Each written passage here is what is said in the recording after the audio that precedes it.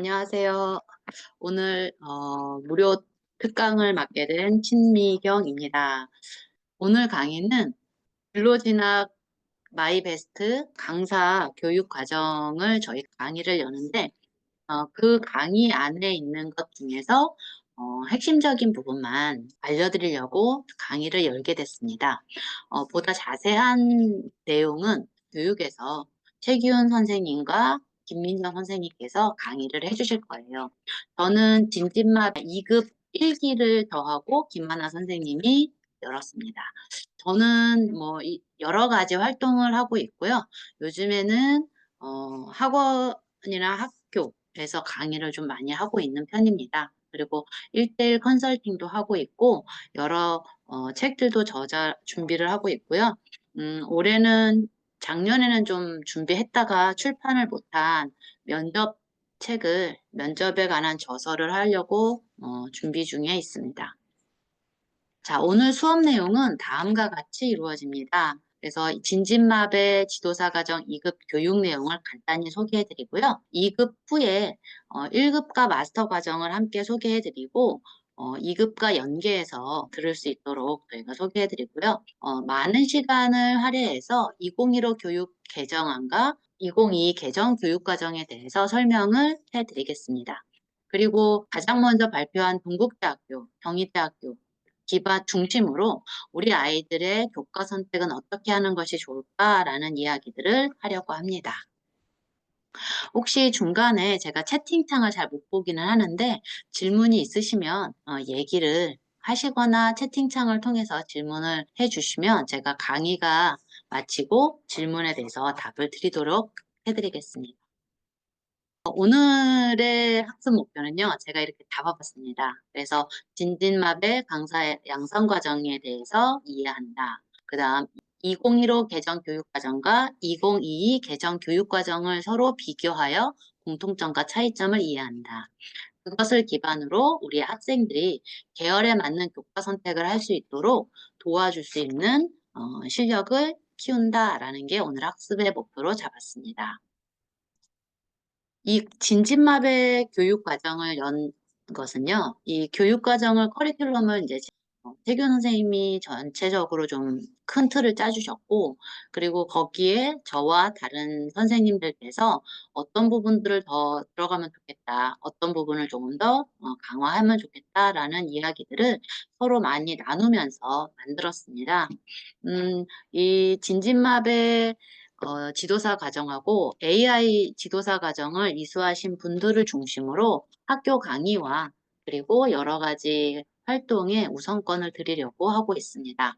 그리고 저는 가르침 에듀를 오기 전에 여러 업체에서 강사로도 많이 활동을 하고 있었고요. 지금도 하고 있는데 강사로서 가장 신경 쓰이는 게 뭐냐면 강사평가입니다. 제가 모든 학생들을 다 만족시키거나 이해할 수는 없지만 제가 갖고 있는 이러한 정보들을 아이들에게, 학생들에게 전달하고 그리고 그 속에서 학생들에게 평가를 받았을 때 상위권에 랭킹할 수 있도록 항상 노력하고 그리고 강의가 끝난 후에는 복귀하면서 어떤 부분을 조금 더 발전시켜야 될까 이러한 고민들을 많이 했었어요. 그래서 이 지도사 과정을 특히 진진마배 지도사 과정을 1급과 마스터까지 교육 과정의 그 커리와 내용을 좀 제가 아는 것들을 많이 담으려고 좀 노력을 했습니다. 물론 저만 담은 건 아니고요. 실력이 있는 여러 선생님들이 함께 담아주셨습니다. 그리고 교육 과정에 대해서는 지금 저희가 2015 개정 교육 과정을 왜 알아야 되냐면 고2와 고3 학생들이 지금 2015 개정 교육 과정에 해당하고 있습니다. 학부모님이나 학교 선생님이나 학원 원장님들을 만났을 때 제가 가끔 조금 깜짝 놀란 게 고교학점제가 올해 시행됐다라고 자꾸 아시는 분들이 계시더라고요. 고교학점제는 시작된 지 이미 올해 3년 차고요. 전면 시행이 올해죠. 그래서 1, 2, 3학년이 모두 고교학점제에 해당하고 이 고교학점제의 큰 틀과 2015 교육과정 2022 개정 교육과정을 함께 이해를 해야 우리 아이들에게 보다 나은 성장의 발판을 마련해 줄 수 있다라고 저는 생각을 해서 이것을 함께 이해를 할 수 있어야 된다 생각하고요. 오늘 하는 과정은 아까도 말씀드렸지만 교육과정에 있는 것 중에서 일부를 말씀드린 것입니다. 그리고 교과 선택의 중요성을 우리가 알아야 하는데, 고교학점제가 실시되면서부터 우리 아이들이 어떠한 과목을 선택하느냐가 대학 평가에서는 중요한 요소로 자리 잡고 있습니다. 그래서 계열에 맞는 교과 선택이 필요하고, 그리고 뭐 예를 들어 공대를 가고 싶은데 물리를 이수하지 않아서 선택의 폭이 좁아지는 경우가 많죠. 그래서 문과 같은 경우는 특정한 몇 개의 과만 선택 과목이 좀 중요한 부분이 있고, 그렇지 않은 경우도 있는데, 이공계, 자연 이공계열 같은 경우는 계열에 맞는 교과 선택이 상당히 중요하고, 그 다음에 위계에 맞는 수학과, 과학과, 영어 같은 경우는 위계성이 있어요. 교과의 위계성. 그래서 이 교과의 위계성도 함께 지켜줘야 되는 것들이죠. 그래서 오늘 이러한 내용들을 중심으로 강의를 시작하려고 합니다. 2급의 교육과정은 학교에 파견을 나가려면 최소한 저희가 사용하는 교환 또는 프로그램의 이해도가 있어야 된다고 생각합니다. 그래서 2급 교육과정에서는 진로진학 마이베스트의 전체적인 흐름과 그리고 2022로 개정 교육과정 그리고 교과 편제, 교과 선택에 관한 학교 캠프가 많아서 그것을 중심으로 2급의 교육과정 내용을 했습니다. 이 진진마대 지도사 과정은 크게는 사실은 입시를 정확하게 알고 우리 학생들한테 입시 컨설팅까지 할 수 있는 역량을 키우는 것을 목표로 해서 1급과 마스터 과정을 했습니다. 그래서 2급에서는 교육과정에 대해서 맛보기를 했다면 1급에서는 조금 더 심화된 내용들을 기르고요. 그리고 학교생활기록부 기재 요령에 있어서 핵심적인 부분들, 그리고 우리 아이들이 좀 알아야 될 부분들을 중심으로 강사님들께 알려드리고자 구성했습니다. 그리고 수시와 정시의 이해를 통해서 특히 8타시, 9타시에는 종합전형과 학교생활기록부의 연계, 그래서 종합전형의 평가 요소들을 좀 이해하는 방향으로 잡았습니다. 그리고 이러한 것들을 기반으로 학생부 종합전형 로드맵 작성, 그래서 계열별로 인문사회 계열의 과를 선정해서 계열별로 작성하는 걸 보여드리고요. 그리고 과제로 이러한 것들 작성해 보는 것을 과제로 내드립니다. 의치한 계열 역시도 작성해 보고요. 그래서 11차시, 12차시에는 계열별로 그 로드맵 작성에 대해서 알려드립니다. 그래서 입시에 대해서 또 다른 큰 틀을 잡고 이것을 마스터 과정에서는 조금 더 심화된 내용을 들어가게 됩니다. 그래서 복역점제가 대학에서는 어떻게 평가하고 있는가, 그리고 내신 성적을 학생부 교과 전형과 종합 전형에서는 어떻게 분석하고 그것들을 어떻게 해석해야 되는가를 다루고요. 학교생활 기록부를 분석 후 학부모님과 학생과 수시 상담을 어떻게 할 것인가, 어떠한 방향성을 가지고 나갈 것인가를 교육해 드립니다. 그리고 6타시부터 8타시는 면접에 대해서 전반적인 흐름과 그리고 면접에 있어서 평가되는 부분들 그리고 기출문제를 중심으로 어떻게 학생들을 지도해야 하는가에 대해서 알려드립니다. 그리고 9차시, 10차시는 정시와 수시에서 모의고사 성적을 분석해서 학생이 무엇이 필요하고 어떠한 성향으로 나갈 것인가, 그리고 모의고사 성적이 수학이 확률 통계가 점수가 높다 했을 때 이 학생을 어떤 과에 지원시킬 것인가, 이러한 것에 대한 교육이 이루어집니다. 그리고 정치 분석과 정치 상담. 그리고 마스터 과정의 가장 큰 특징은 현장에서 오프라인 수업을 진행한다는 것입니다. 그래서 오프라인 수업은 12차시까지 한 내용과 1급 내용을 철저하게 실습 위주로 운영하고요. 대치동에서 저희가 마련한 장소에서 모여서 선생님들과 함께 이 과정을 하려고 합니다. 그래서 저희의 진진마배 교사 과정은 2급을 이수하셔야 1급을 들으실 수 있고요. 1급을 이수하셔야 마스터 과정을 들으실 수 있습니다. 이러한 부분들을 참고하셔서 내가 입시에 대해서 조금 더 깊게 공부를 해보고 싶다. 어, 좀 실습을 해보고 싶다라고 하셨을 때는 추후에도 신청하셔서 들어주시기 바랍니다.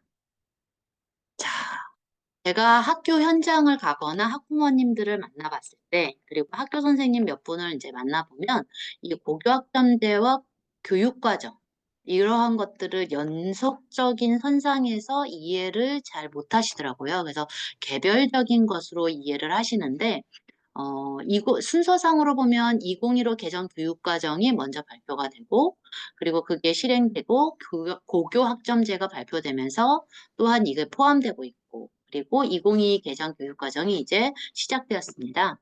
그래서 2015 개정 교육과정을 가지고 평가를 처음 받은 아이들이 지금 대학교 4학년인 학생들이죠.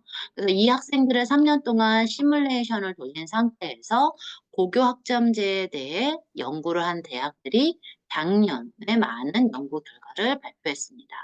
그리고 작년에 또 많은 2022 개정 교육과정에 대해서 공부를 해서 올해 5개 대학 연합으로 해서 발표도 하기도 하고요. 그래서 이러한 자료들을 많이 읽으시면서 대학에서는 우리 아이들을 어떻게 평가할 것인가라는 고민들이 필요한 것 같습니다.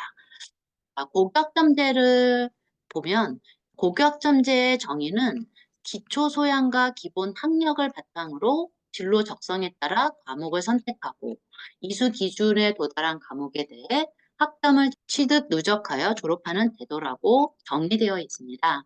저는 많은 교육 현장에서 고교학점제를 저는 딱 한마디로 요약해서 얘기합니다. 학업 역량이라고 봅니다. 기초 소양과 기본 학력을 바탕으로라는 게 저는 기본이고요. 이거는 전체적으로 딱 보면 과목 선택까지 학업에 대한 학생의 태도가 드러날 수밖에 없다라고 보여집니다. 그래서 자기 주도적으로 선택하고 그 속에서 본인이 책임지고 또 관심과 탐구를 드러내는 것. 이것이 바로 고교학점제의 핵심이라고 보고 있고요. 이수 기준이라는 건 두 가지가 있죠. 그래서 2022 개정 교육과정과 동시에 추가된 것이 과목별 수업 횟수의 3분의 2 이상의 출석, 과목 출석률이 들어갔고요. 학업 성취율은 40% 이상 도달이 들어갔습니다. 그래서 지금 학교에서 더욱더 신경 쓰고 있는 부분은 최소 성취 수준 도달에 신경을 쓰고 있습니다. 뒤에서 설명을 해드리겠지만 이 최소 수준 성취 도달을 위해서 예방 지도가 있고 추후 지도가 있고 여러 가지 세 가지 단계에 걸쳐서 학교에서는 많은 노력들을 하고 있습니다. 그래서 이러한 단계별 지도 방안에 따라서 우리 선생님들이 할 일들이 너무 많이 늘어난 것 같다라는 생각을 저는 좀 하게 됐습니다. 과목 출석 3분의 2와 40% 이상의 학업 성취를 도달하고 192학점의 학점을 취득하게 된다면 우리 학생들이 졸업하게 됩니다. 그래서 가끔 어떤 분이 192학점을 넘기면 어때요? 라고 하는데 당연히 좋죠. 근데 192학점이 안 되면 졸업이 안 된다라는 거. 그것도 좀 기억을 해두시면 좋을 것 같고요. 이 고교학점제에 대해서도 우리 2급 교육과정에서는 최소 성취 수준 도달까지 거기에 해당하는 보충 지도까지 전부 자세히 설명해 드리고 있습니다. 자, 2022 개정 교육과정과 2015 개정 교육과정에서의 핵심 역량을 비교해 봤습니다. 그 중에 핵심 역량 중에 바뀐 것이 협력적 소통 역량입니다. 저는 이 핵심 역량을 사실은 학생들에게 꼭 읽고 여러 번 읽고 암기시키는 편입니다. 그래서 왜 그러냐면 우리 아이들이 어떠한 역량을 키워야 되는지 이해를 했을 때 본인들이 학교 생활을 어떻게 해야 하는지 잘 생각하고 또 그거에 맞춰서 행동하려고 노력하는 모습들을 볼 수 있습니다. 눈에 보이지 않는 역량이기 때문에 우리 아이들이 구체적으로 어떻게 해야 되는지 이해하고 본인이 이러한 역량을 통해서 입시에 성공할 수 있는 역량을 키우고 있다라는 이해를 했을 때 보다 우리 아이들이 잘하는 모습들이 보여지기도 합니다. 저는 이 역량 중에 요즘 제가 중요하다, 모두 다 중요하긴 하는데 자기관리 역량이 참 중요하다고 생각합니다. 그래서 이 자기관리의 역량이란 삶과 진로를 스스로 설계하여 자기 주도적으로 살아갈 수 있는 능력을 말하는 것이고요. 교과 선택 역시 이러한 자기관리 역량이 연결되어 있다고 봅니다. 그리고 4차 산업혁명이 시작된 지 오래되었지만 현대사회 인공지능이 더욱더 발달하는 이러한 사회에서 지식이 정보를 깊이 있게 이해하고 비판적으로 탐구하며 활용할 수 있는 능력이 더욱더 중요해지고 있음을 알 수 있습니다. 그래서 우리 아이들 학교생활 기록부에도 이러한 역량이 드러날 수 있도록 탐구 활동을 하거나 수행평가할 때 반드시 본인이 사용한 자료를 정확한 양식에 맞춰서 쓰는 연습들도 많이 시키고 있습니다. 협력적 소통 역량이라는 부분들, 왜 협력적이란 말이 들어갔을까라고 생각했을 때, 우리 사회가 특히 코로나를 겪으면서 많이 아이들이 상호작용하는 걸 많이 잊어버린 것 같아요.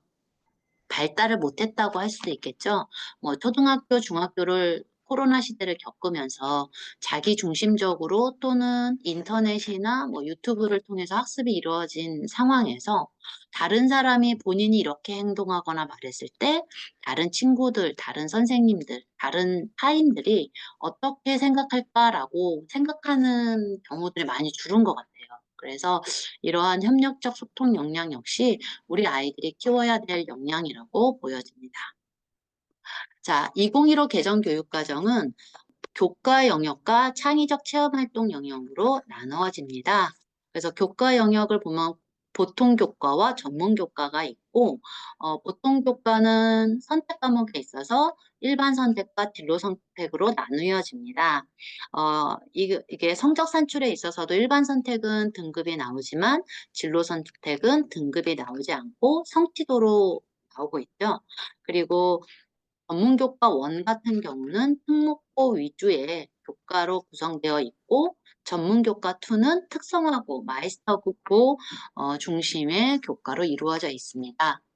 그리고 창의적 체험활동 보면은 자율활동, 동아리활동, 봉사활동, 진로활동 이 4가지 분야로 나뉘어져 있고요. 제가 이제 입시를 선생님들한테 설명해 줄 때 외우기 힘들면 첫 글자 따서 외우세요 이렇게 하면 좀 편하게 외우시더라고요. 그래서 자동봉진 이렇게 외웠는데 이제 2022 교육과정에서는 이것이 이렇게 바뀌죠. 그래서 보통 교과를 살펴보면 공통 과목과 선택 과목으로 나뉘어지고 일반 선택 과목에 있어서도 일반 선택, 융합 선택, 진로 선택으로 나뉘어집니다. 그래서 우리 아이들이 공통 과목 고1 때 배우는 걸 기반으로 해서 교과에서의 심화 내용 그리고 그것들을 문제 해결에 이용하고 그리고 진로와 연결하는 점차적으로 이렇게 발전해 가는 형태의 교과 선택이 필요하다고 보여집니다.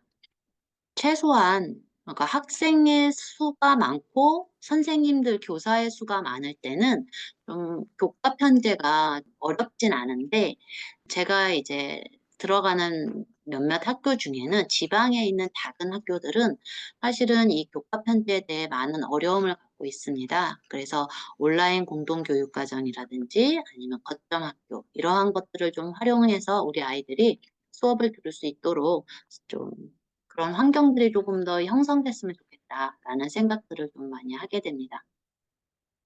일반 선택과 융합 선택, 진로 선택이 있고요. 전문교과 1이 선택 과목으로 흡수된 과목들이 좀 많습니다. 그래서 그러한 과목들을 좀 살펴보시면 좋을 것 같고요. 그리고 전문교과, 그러니까 2015 개정 교육과정에서 전문교과 2 과목들이 전문교과로 이렇게 남아 있습니다. 그래서 이러한 구성들을 좀 살펴보시면 좋을 것 같고요. 음, 어, 우리가 좀 일반고 친구들이 많이 좀 살펴봐야 될 것은 선택 과목에 있어서 어떠한 것이 내가 나아가려고 하는 진로에 맞는지 이러한 부분을 좀 살펴보면 좋을 것 같습니다. 2022 개정 교육과정의 편제를 살펴보면 교과는 앞에서 살펴본 것과 같고요. 창의적 체험 활동이 조금 변화가 생겼습니다. 그래서 자율활동, 자치활동, 여기서 탐구 활동을 할 수 있죠. 그리고 좀 이따 한 번 더 살펴보겠습니다. 동아리 활동, 진로 활동으로 나뉘어집니다. 동아리 활동 안에 또 봉사 활동도 들어갈 수 있는데 이 봉사 활동은 이 창의적 체험 활동의 그 모든 것과 연계해서 가능해진 것을 알 수 있죠. 그리고 교과 구조 역시 바뀌었습니다. 그래서 2015 교육과정에서 그냥 국어, 수학 이렇게 나왔던 게 공통 국어, 공통 수학 1, 2 이렇게 나누어져 있고요. 한국사, 통합사회, 통합과학 이렇게 교재가 편제돼 있습니다. 그리고 또 하나의 특징은 정보가 하나의 교과로 독립했다는 거죠. 어, 이전에는 기술 과정에 속해 있거나 교양 과목으로 속해 있던 과목이 정보로 독립되어 있습니다. 이것은 변화된 사회를 반영한 교육과정 편제라고 보여집니다. 자, 핵심 배당 기준을 보면 모든 과목들에 있어서 플러스 마이너스 1에서 3을 할 수 있습니다. 그런데 한국사와 국악탐구 실험은 필수 이수학점을 이수해야 하고 학점의 증감이 불가능합니다. 그래서 이런 부분만 좀 참고해 주시면 될 것 같고요. 나머지 과목들은 1점에서 플러스 마이너스 증감이 가능하다라고 해서 학교의 상황에 맞춰서 학점들을 배정하고 있습니다. 2015 교육과정을 봤을 때는 학기 편제도 있었고 학년 편제도 있었는데 2022 개정 교육과정에서는 고교학점제의 적용에 따라서 학기제 편성이 됩니다. 근데 증감을 할 때 조금 학교에서 편제를 할 때 좀 주의하셔야 될 점이 대학은 생각보다 고등학교에 대해서 많이 알고 있어요. 그래서 이 학점이 예를 들어서 2학점인데 세특에는 토론과 발표가 많이 있는 듯한 세특이 나온다면 대학에서는 그것에 대해서 신뢰도가 떨어진다고 얘기하고 있습니다. 왜냐하면 2단이라면 진도 나가기도 바빴을 텐데 어떻게 발표나 토론을 할 수 있을까라는 이야기를 하고 있습니다. 그리고 3단이라면 학기 말에 또는 중간고사 끝나고 한 번씩 토론과 발표를 했겠구나 라고 읽어낼 수 있다고 합니다. 그리고 4단위에서 5단위인 경우에는 진도도 나가고 토론과 발표 수업을 충분히 할 수 있는 학점이구나 라고 평가를 할 수 있기 때문에 생각할 수 있기 때문에 우리가 주요 과목 같은 경우는 그 계열에 맞는 주요 과목 같은 경우는 좀 학점의 배점도 좀 생각해야 될 것 같습니다. 그래서 필수 이수학점은 84학점이고 자율 이수학점은 90학점이 됩니다. 그래서 이때도 자율 이수학점을 할 때도 주요 과목이 50%를 넘지 않도록 해야 되고요. 창의적 체험 활동도 18학점이 나오고 3년간 288시간을 이수해야 합니다. 창의적 체험 활동 같은 경우는 교과 같은 경우는 그 교과의 아까 3분의 2 출석이었잖아요. 근데 창의적 체험 활동은 3년간 활동 시간의 3분의 2를 채우는 것으로 나옵니다. 그래서 이러한 부분들도 같이 참고해서 보시면 좋을 것 같습니다.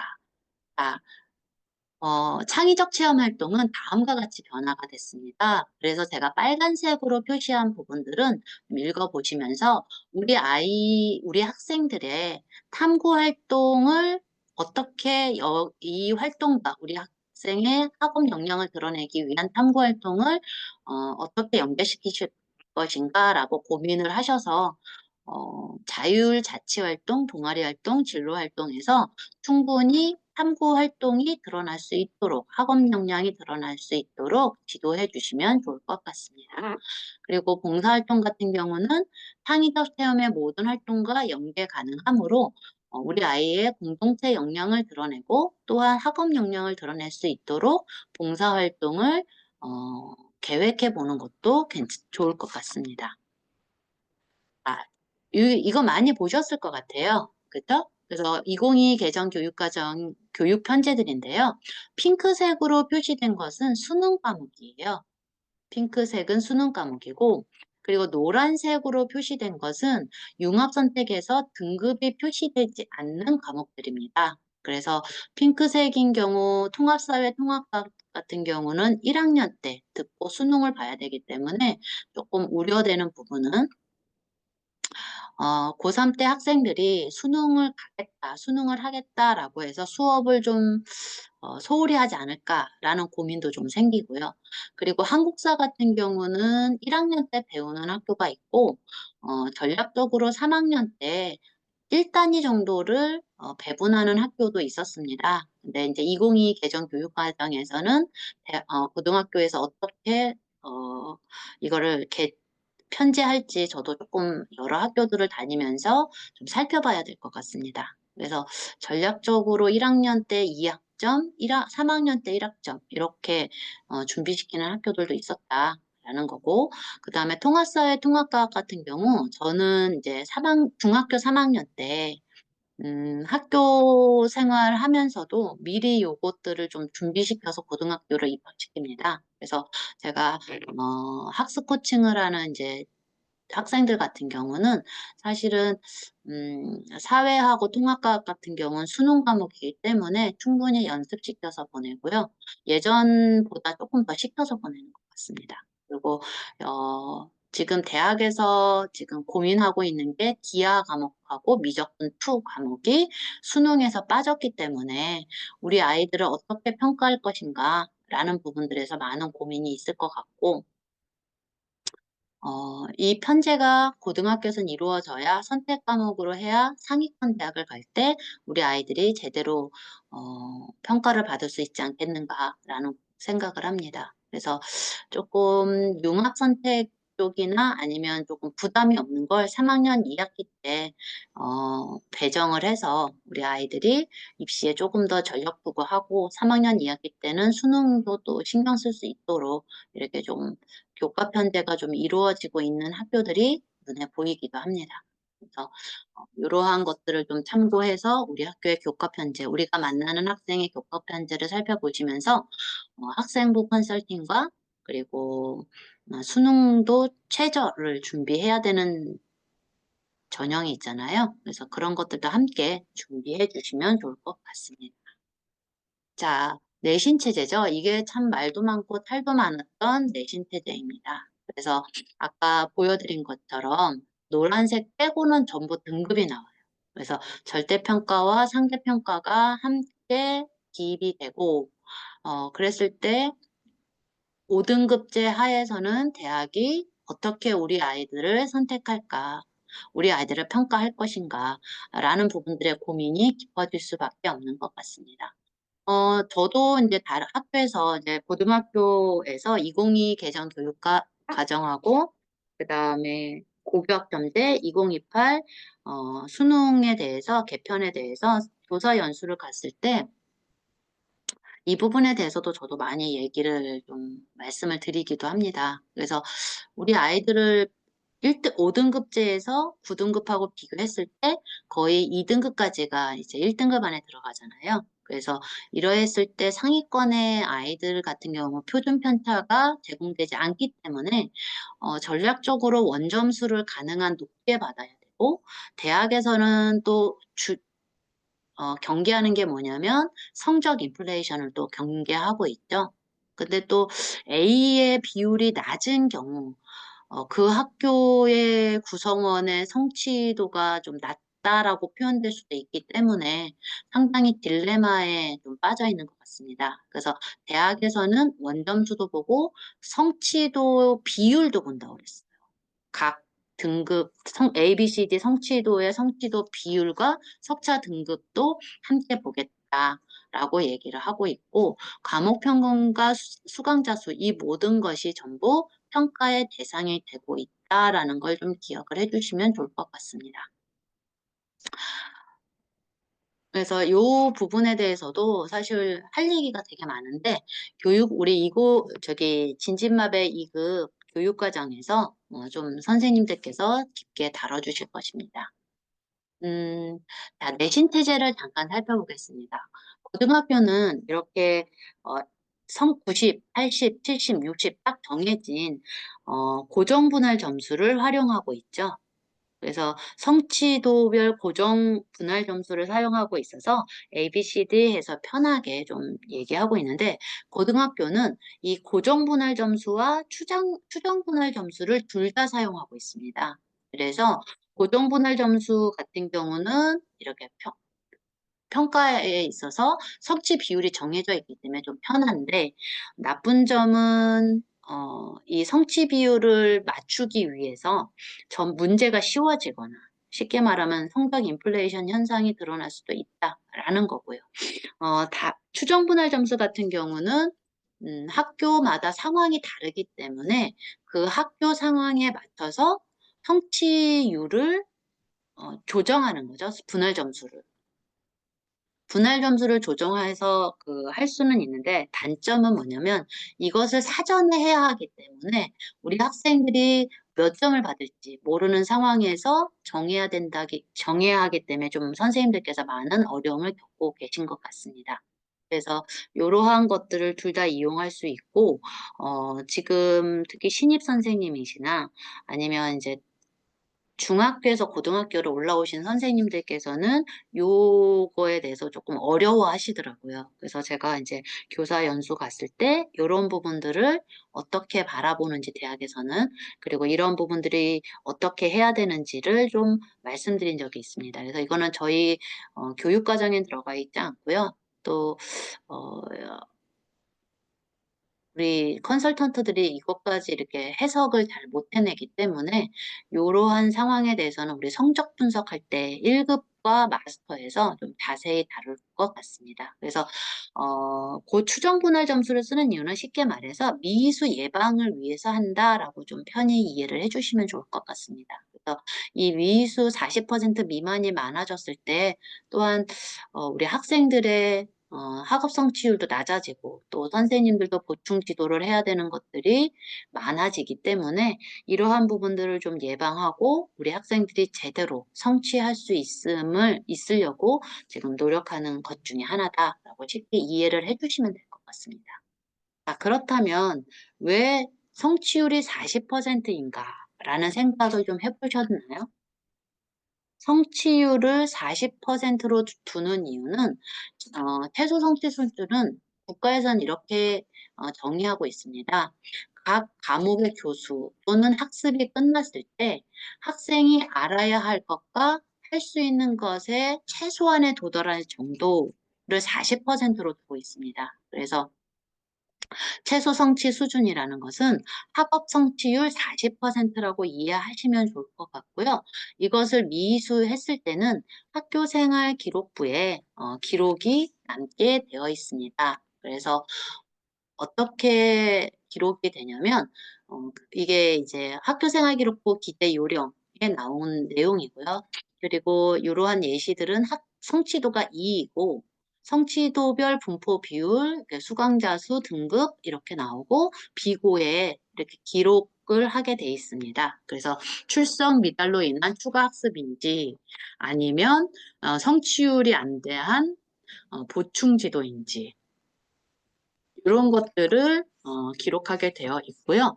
그리고 예방지도는 1학년 입학했을 때 이 친구들을 예방지도하기는 좀 힘들 것 같아요. 왜냐하면 이 학생들이 얼만큼의 이해도와 성취 수준을 갖고 있는지 학교에서 데이터가 없기 때문에 음, 어렵지만 좀 낮은 성적의 친구들을 미리 묶어서 방과후 활동을 한다든지 뭐 보충 지도하고 추가 학습을 예방하기 위해서 예방 지도를 들어갑니다. 그리고 시험을 본 후에 40% 미만인 학생들은 보충 지도가 들어가고요. 성취율 40%를 달성했는데 출석이 부족한 경우에는 이후에 온라인 학습이나 아니면 또 다른 대수강으로 과목 추가 학습을 해줘야 되는 이러한 과정을 겪게 됩니다. 그래서 우리 학생들이 스스로도 시간을 좀 잘 이해를 하고 시간의 중요성을 잘 이해하고 그리고 또 최소한의 성취를 이루어야 된다라는 인지 속에서 보충지도까지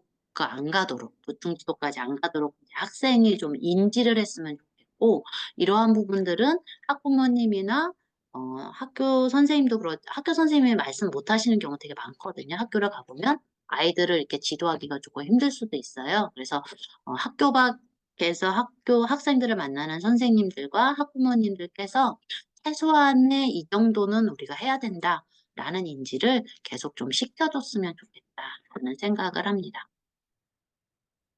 교과 선택이 중요하다는 얘기를 좀 여러 번 했죠. 그렇죠? 상당히 빠르게 달려오고 있는데 교과 선택이 왜 중요하냐라는 부분에 대해서 학생들이 잘 이해를 못해요. 그래서 좀 있으면 5월 중간고사 끝나면 이제 교과 선택이 한번 1차가 이루어지고 그 수요 조사를 통해서 이제 9월에 확정을 짓게 되죠. 그래서 이러한 교과 선택에 있어서 우리 친구들 가만히 보면 어려운 걸 피해서 쉬운 거를 들으려고 하다가 고3 때 원서를 선생님 전 여기 공학을 쓰고 싶어요. 기계공학을 쓰고 싶어요. 그런데 어려운 물리를 피해서 안 들었어. 그래서 지원을 못하는 친구들도 좀 사실은 많아요. 그래서 많이 알린다고는 알려주는데 우리 친구들이 그러한 부분들에 대해서 충분히 인지를 못하고 또 수학 같은 경우도 확률 통계하고 나서 자연 이공 계열을 가겠다라는 친구들이 있어요. 근데 물론 확률 통계만 하고도 대학을 갈 수는 있습니다. 근데 상위권 대학보다는 중하위권 대학을 갈 확률이 높죠. 특히 하위권 같은 경우는 제가 이렇게 가만히 보면 교과 선택이 그렇게 중요한 것 같지는 않더라고요. 그냥 학생의 성실도, 학생이 얼만큼 이뤄냈냐, 성적 이런 부분들이 좀 중요한 것 같고요. 그것은 중하위권 학교에 같은 경우 입사반을 둘 재정적 여력이 없기 때문에 교과나 아니면 교과를 통한 선발이 좀 대학 입장에서 편하기 때문에 좀 많이 하고 있죠. 서울 수도권 대학 같은 경우는 아무래도 입사관을 여럿이 둘 수 있는 재정적인 여유가 있다 보니 교과 선택을 조금 더 중요시하게 보고 있고 또 평가들을 좀 세세히 할 수 있는 여력이 되다 보니 여러 가지를 종합적으로 보는 종합전형이 조금 더 인원수가 많은 것이고 제가 이제 뭐 한 예로 저는 이제 경북대학교를 1년에 몇 번씩 전화하는 것 같아요. 근데 이제 경북대학교하고 처음 통화된 게 3년 만에 작년에 처음으로 입사관하고 통화가 됐는데 그것도 원서 쓰는 시기에 통화가 됐고 어, 그 전에는 통화가 잘 안 되더라고요. 그래서 항상 아르바이트 근로장학생 학생이 전화를 받는 것 같더라고요. 그래서 이런 걸 보더라도 연세대나 뭐 서강대, 중앙대, 동국대 여기는 항상 전화하면 입사관 선생님들이 전화를 받거든요.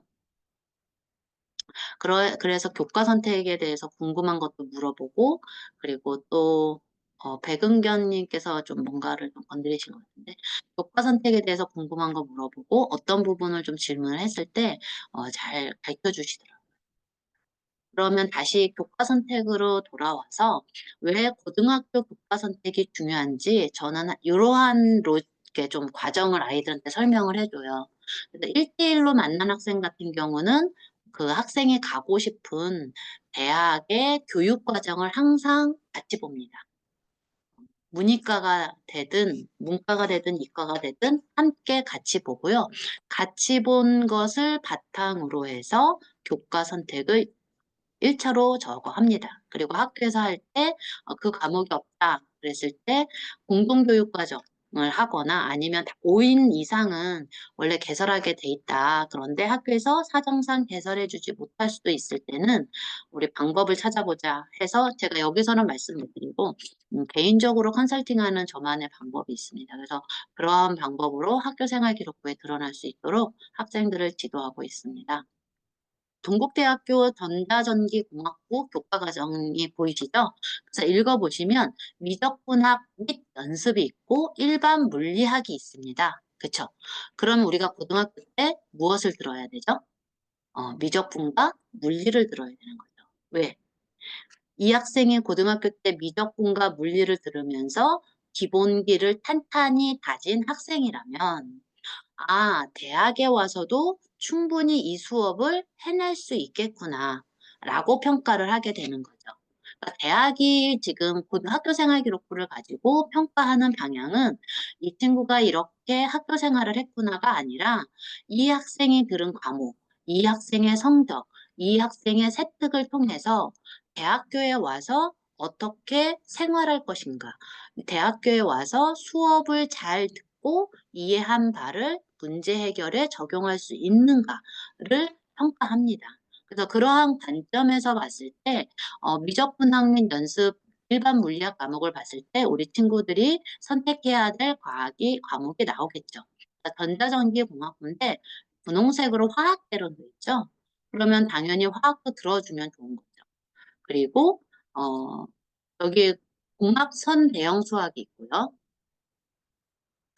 그리고 인공지능 프로세서 응용이 있습니다. 그래서 인공지능 수학이나 프로그래밍 과목 이러한 과목들도 가능하면 잘 들어라. 그리고 기하도 같이 들어놔라. 이렇게 얘기를 해주고 있습니다. 그래서 제가 이 예시를 동국대를 갖고 온 이유는 뒤에서 설명할 것도 동국대학교에서 발표한 교과 선택에 관한 것이기 때문입니다. 그래서 어, 학교 선생님이나 우리 컨설팅을 하시는 사교육기관에 있는 선생님들께서는 우리 아이들이 교과 선택에 있어서 어려운 과목을 피하려고 한다. 이런 경우는 이렇게 대학교 교육과정을 펼쳐놓고 얘기를 해주면 아이들이 선택을 하더라고요. 그리고 그 속에서 대학에 가면 이런 과목들이 내가 이렇게 평가받는구나까지도 같이 언급을 해주시면 우리 아이들이 교과 선택에 있어서 좀 대학에서 말하는 어려운 과목을 도전해서 도전한 것도 평가한다라고 했죠. 근데 솔직히 말하면 도전해서 잘해야 되는 거죠. 도전만 하면 안 되고 도전해서 잘해야 되고 동국대학교, 중앙대학교에서 공통적으로 얘기하는 것들, 특히 동국대학교에서는 고급 물리를 들었다고 해서 좋은 평가를 받는 것이 아니다. 어, 기본 과목을 제대로 듣고 제대로 공부한 학생을 뽑는다라고 얘기하고 있습니다. 그래서 저도 역시 지금 이제 2022 개정 교육과정 말고 2015에서는 물리원 꼭 들어라. 물리원, 물투 들은 다음에 더 듣고 싶다면 고급 과학 물리 또는 물리 실험 이런 것들을 좀 해라라고 얘기를 합니다. 그래서 기본기가 제대로 갖춰진 학생이라는 모습을 학교 생활 기록부에 드러나도록 해야 된다라는 얘기들을 많이 하고 있고요. 그런데 저는 조금 다른 건 뭐냐면 등급에 따라 사실은 얘기가 조금 다릅니다. 최상위권 대학에 갈 아이들, 특히 학업 우수형이나 뭐 이런 부분이 아니더라도 최상위권 대학을 갈 학생들은 네가 누구와 함께 학교 생활 기록부를 평가받는지 생각해라. 저는 경쟁이라는 말을 잘 쓰지 않습니다. 왜냐하면 우리 아이들에게 자기가 중요하다라고 학생 스스로가 공부하고 학생 스스로가 발전하는 게 중요하다라는 개념을 넣어두기 위해서 경쟁이라는 게 아니라 함께 평가를 받았을 때 너는 어떤 평가를 받을 것이냐라는 이야기들을 많이 물어봅니다. 그래서 우리가 사용하는 어휘에 따라서도 우리 아이들의 관념, 생각, 태도 이런 것들이 많이 다르다라는 것들을 저는 많이 보아왔기 때문에 우리가 되게 작은 건데 아이들한테 얘기할 때도 조금 더 긍정적인, 덜 부정적인 언어를 사용해서 얘기했으면 좋겠다라는 생각을 합니다. 그래서 최상위권 같은 경우는 누구와 함께 네가 평가받는지 생각하고 그 학생들에 있어서 너의 두드러진 점, 너만의 전문성을 드러내. 너만의 특이성을 드러낼 방법이 뭐니? 고민해보자. 그리고 넌 어떻게 해야 되는지 생각해보자. 그랬을 때 아이들이 답을 말하거든요. 그래서 사실은 최상위권이라면 거점이 됐든 온라인이 됐든 고급 물리, 고급 화학까지도 가능하면 들어라 이렇게 얘기를 하고요. 이렇게 좀 학교를 나누는 건 아닌데 서성한 아래 중경외시 정도를 지원하는 학생 같은 경우는 고급 물리, 고급 화학 들어도 좋다. 단, 원투를 제대로 듣고 그 속에서 너가 제대로 공부한 학생이라는 것을 드러냈을 때 그 다음 거 들어라. 이렇게 얘기를 합니다. 그리고 더 아래 친구들은 고급 물리, 고급 화학 듣지 말고 동국대 친구들도 사실 저는 들을 수 있는 친구들은 들으라고 해요. 단 점수가 좋은 과목에 한해서. 근데 조금 이렇게 좀 어디라 명지대학교 이렇게 조금 아래쪽 더 아래쪽 친구들 같은 경우는 굳이 그거 들을 시간에 원투 제대로 공부해라. 그리고 동아리 활동이나 그 다른 교과 활동을 충실하게 해라. 이렇게 얘기를 합니다. 그래서 우리가 이러한 내용을 얘기할 때도 우리가 만나는 학생들이 얼만큼의 역량을 갖고 있는지 보면서 판단하셔서 해주시면 좋겠고요. 그 등급보다 한 등급 높게 또는 1.5등급 정도 높게 지도를 해주시면 좋을 것 같아요. 5등급 친구한테 1등급에 맞게 지도를 해주시면 아이도 과부하가 오지만 대학에서도 이 학생의 세특을 믿지는 않는 것 같습니다. 대학에서도 그 얘기는 하니까요. 3년 동안 아이가 학생이 생활한 것은 다 보인다. 뒤집기도 힘들다. 이런 얘기들도 하면서 그 등급에 맞는 세특이 있다라는 얘기도 하고 있거든요. 그래서 저는 그 등급에 맞는 세특이란 딱 그게 아니라 제가 해석하기에는 우리 학생이 경쟁력을 갖기 위해서는 자기 등급보다 1등급 높은 세특을 받을 수 있도록 노력하는 것. 이게 좀 중요한 것 같습니다. 다음, 동국대학교에서 2024년도에 발표한 자료입니다. 교과 선택에 대해서. 그래서 인문계열은 기초 학업 역량을 기반으로 전공 관련 교과 중심의 소양이 필요하고 상경계열은 수학적 역량이 필요하다라고 했습니다. 그래서 자연계열은 수학, 과학, 영어 등의 기초 역량이 곧 전공 수학 역량이다라고 얘기하고 있죠. 근데 저는 이 동국대 이 말이 사실은 서울대, 연대, 고대도 다 포함된다고 보여집니다. 그래서 우리 아이들이 자기가 수학을 못해서 인문계열에 갔다라고 하는데 저는 어문계열 빼놓고는 인문계열 역시 수학이 중요하다고 봅니다. 그래서 올해 작년에 보면 이렇게 동국대학교에서 인문사회 계열 그리고 자연이공 계열에서 전문교과 관련 교과 영역을 이렇게 발표를 했고요. 이러한 이 과목들은 꼭 우리 아이들이 이수할 수 있도록 선생님들께서 참고로 하셔서 좀 들을 수 있도록 해주시면 좋을 것 같습니다. 사회과학 분야 보면 수학이 좀 많이 들어가 있죠. 그렇죠? 어문 계열은 수학에 조금 점수가 낮아도 괜찮은데 사실은 사회과학 계열도 수학 점수가 좀 좋아야 되는 것 같습니다. 그리고 공과대도 보시면 이렇게 좀 되어 있고요. 시스템 반도체 학부는 물리학을 좀 꼭 들어야 되는 거죠. 기계 로봇 에너지 공학과는 기계공학이라고 생각하시면 됩니다. 그리고 공학이라고 붙으면 사실 물리는 반드시 들어야 되고요. 순수 과학 같은 경우는 뭐 화학이나 생명은 물리를 안 들어도 되지만 깊게 나중에 대학원 가면 결국은 연결되더라고요. 그래서 좀 들어놓는 게 그 학생들한테는 좋다라고 좀 보여지고요. 이게 올해 발표한 자료입니다.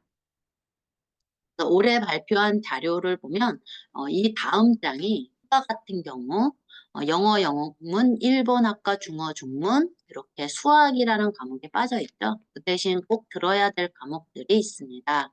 그리고 법학과 같은 경우 정치 외교학과 근데 저는 여기에 수학도 우리 아이들한테 좀 더해서 잘해야 된다. 왜냐하면 수학적 사고력, 분석적 사고력이 수학에서도 좀 잘 드러낼 수 있기 때문에 이런 것도 좀 참고해서 주시면 좋을 것 같고요. 상경 계열은 수학이 필수죠. 그 다음에 여기 보면 식품산업, 그 다음에 경찰행정, 경영, 회계, 경영정보 여기에 전부 다 수학이 좀 필수 과목으로 들어가고 있습니다. 그래서 수학 이렇게 했을 땐 사실은 확률 통계만 얘기하는 게 아니라 미적분도 얘기하는 거고요. 대수, 기하, 뭐 이런 것들도 좀 들을 수 있도록 좀 우리 아이들한테 좀 안내를 해주셨으면 좋겠습니다. 그다음 무전공 같은 경우는 각 대학교가 많이 지금 학생들을 모집하고 있잖아요. 그래서 국어, 영어, 외국어 교과 중심의 소통 역량과 사회 교과 중심의 소양 이런데 무전공 같은 경우는 문이과 통합이냐 각 계열별로 따로 뽑느냐에 따라 조금 색깔을 달리해도 괜찮을 것 같습니다. 근데 저는 무전공은 학업 역량을 좀 드러내는 방향으로 왜냐하면 전공을 드러낼 수 없으니까 그렇게 좀 학생을 지도하고 있는 중입니다. 수학, 과학의 기초 학업 역량이 곧 전공 수학 역량이라고 합니다. 그래서 수학 같은 경우는 미적분, 확률 통계, 기하를 들어야 되고 과학은 물리, 화학 중심으로 이수하는 게 좋다라고 하는 거고요. 사실 물리 잘하는 학생들을 대학에서는 자연, 이공, 자연 계열, 이공, 공학 계열은 뭐 당연하고요. 어, 물리학 잘하는 친구들 되게 좋아하는 것 같습니다.